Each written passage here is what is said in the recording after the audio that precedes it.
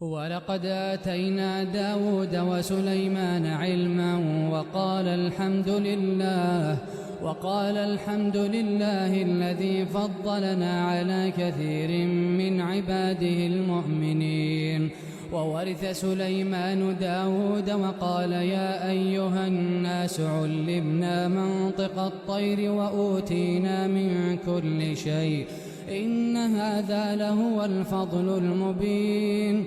وحشر لسليمان جنوده من الجن والإنس والطير فهم يوزعون حتى إذا أتوا على واد النمل قالت نملة يا أيها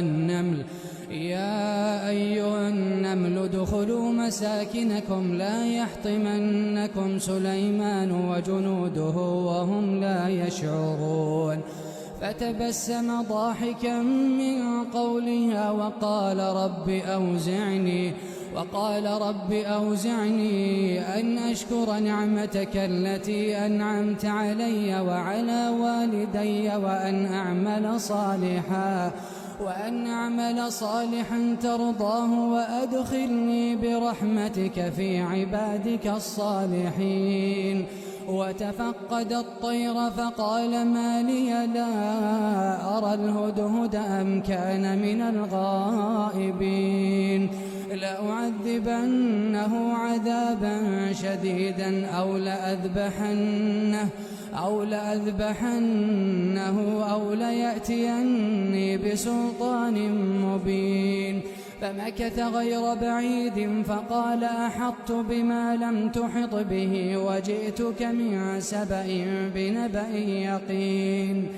إني وجدت امرأة تملكهم وأوتيت من كل شيء ولها عرش عظيم. وجدتها وقومها يسجدون للشمس من دون الله وزين لهم الشيطان أعمالهم فصدهم عن السبيل فهم لا يهتدون. ألا يسجدوا لله الذي يخرج الخبأ في السماوات والأرض ويعلم ما تخفون وما تعلنون. الله لا إله إلا هو رب العرش العظيم. قال سننظر أصدقت أم كنت من الكاذبين. اذهب بكتابي هذا فألقه إليهم ثم تول عنهم فانظر ماذا يرجعون.